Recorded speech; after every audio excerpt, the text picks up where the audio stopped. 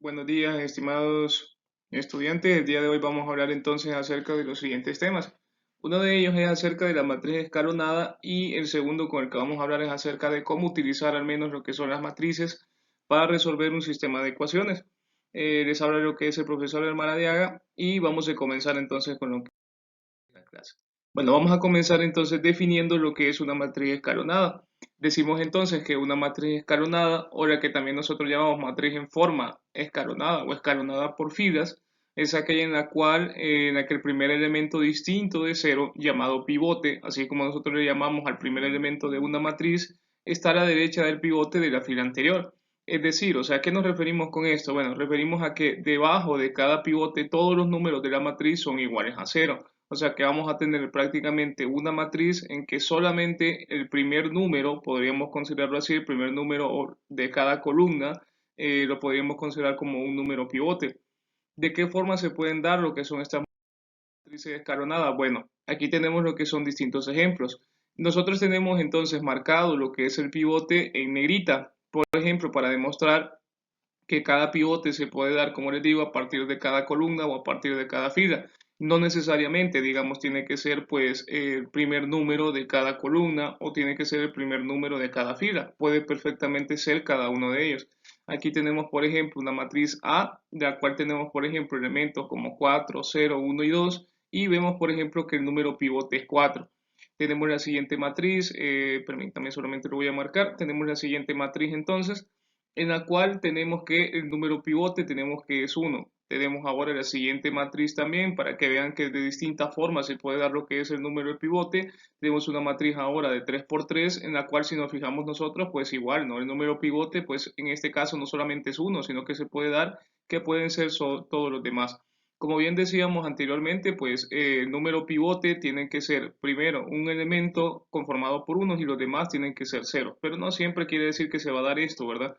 Aquí tenemos también lo que es otra matriz en la cual pues misma situación, ¿verdad? Tenemos un número uno y los demás son ceros. Igual aquí, miren, tenemos un número uno y los demás elementos son cero. Entonces, siempre se va a cumplir al menos eso, ¿no? Que cada elemento de lo que es de nuestra matriz al menos va a estar conformada de esta forma. Entonces, así es como nosotros llamamos lo que es una matriz prácticamente escalonada.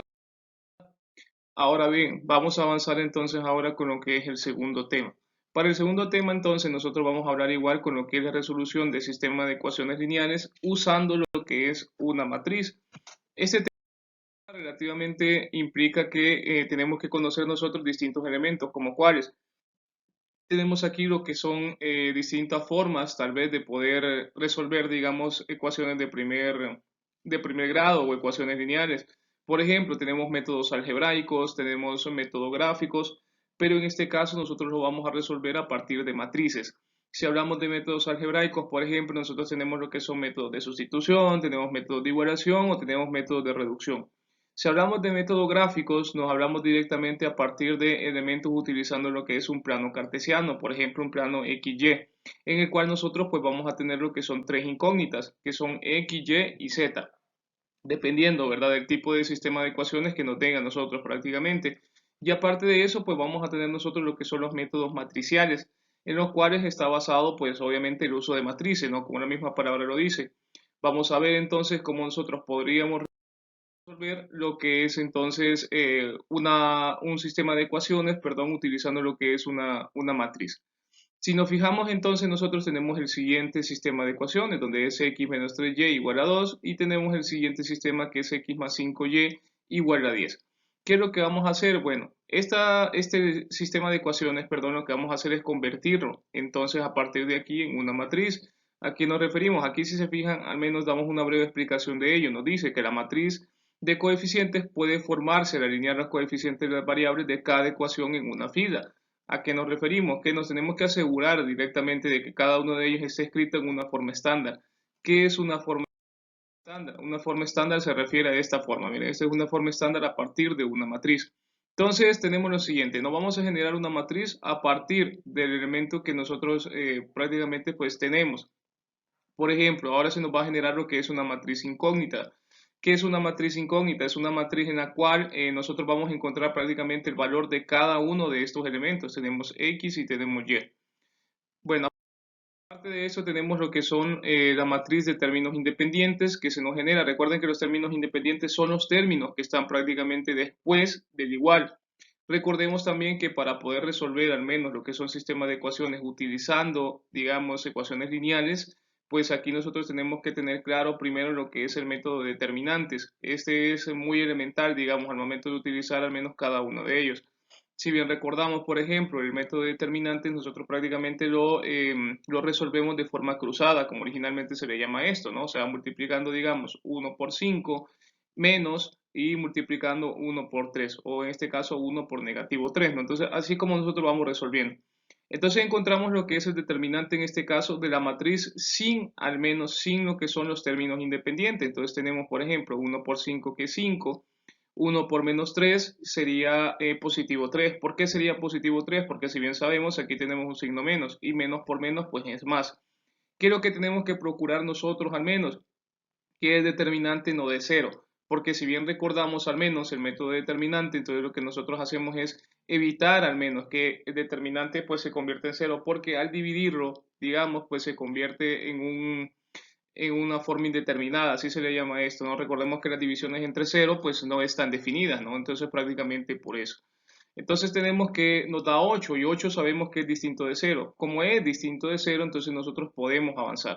Este método que estamos utilizando nosotros ahora se llama regla de Kramer, por si alguien lo quiere investigar, digamos, un poco más dentro dentro de YouTube o en cualquier otro video o tal vez utilizando material de apoyo, perfectamente lo puede hacer. Entonces lo puede buscar de esa forma. Este se llama método o regla de Kramer al menos. Entonces tenemos, por ejemplo, ahora, como ya tenemos, digamos, el valor del determinante, ahora nosotros comenzamos entonces a utilizar lo que son prácticamente los elementos del término independiente. Sabemos entonces que los términos independientes son 2 y 10. Entonces, donde tenemos nosotros x, vamos a sustituir 2 y 10, o sea, sustituir prácticamente los elementos de x por los términos independientes. Y los demás prácticamente pues se mantienen. Entonces, si nos fijamos entonces cómo vamos a multiplicar, de la misma forma que decíamos anteriormente, multiplicamos cruzado este 2 por este 5 menos este 10 por este negativo 3. Entonces 2 por 5 es 10, 10 por menos 3 es positivo 30 y todo esto dividido entre el determinante que nosotros lo encontramos anteriormente, ¿verdad? Y que nos dio 8. Entonces decimos ahora 10 más 30, que sería 40 entre 8, y 40 entre 8, esto es 5. Esto es entonces el valor que le corresponde a x. Vamos a encontrar entonces ahora de la misma forma en lo que es el valor de y. Para el valor de y sucede la misma situación. Los valores de x, digamos, se mantienen, pero los de y se convierten ahora a partir de los términos independientes. Por ejemplo, 1 por 10 es 10 y 2 por 1 es 2. Ponemos el menos y tendríamos entonces 10 menos 2. 10 menos 2 es 8, que es lo que tenemos aquí, entre 8. Recordemos que siempre lo vamos a dividir entre el determinante. Entonces, por eso si aquí nos fijamos, aquí viene la importancia tal vez de digamos, de mantener que el determinante pues no sea, digamos, cero. Entonces, si nos fijamos, si diera cero aquí, pues sería alguna forma muy difícil de resolver. Si bien sabemos las divisiones entre cero, pues no están definidas, ¿no? Entonces, nos fijamos ahora en esto, ¿verdad? Como ambos, si nos fijamos, son positivos, entonces el signo menos no cambia. Recordemos que este es el menos de la fórmula. Entonces decimos 10 menos 2 es 8 entre 8, ¿verdad? Y 8 entre 8 es 1. Ahora bien, cuando ya tenemos estos valores, decimos lo siguiente, las soluciones de la ecuación, por lo tanto, son tanto x igual a 5 y y igual a 1. Para corroborar que esto está bien, lo que nosotros hacemos entonces es sustituir cada uno de esos elementos, digamos, dentro de la ecuación original y nos tiene que dar igual a los números constantes que nosotros tenemos después de la igualdad. Entonces, esa es la clase del día de hoy. Entonces es muy fácil si nos fijamos entonces lo que es la regla de Kramer. Igual les dejaré lo que es un material de apoyo para que nosotros pues nos podamos seguir, digamos, reforzando lo que es este conocimiento y lo tengamos un poco más claro. Mientras tanto, entonces, jóvenes, me despido y pasen muy buen día.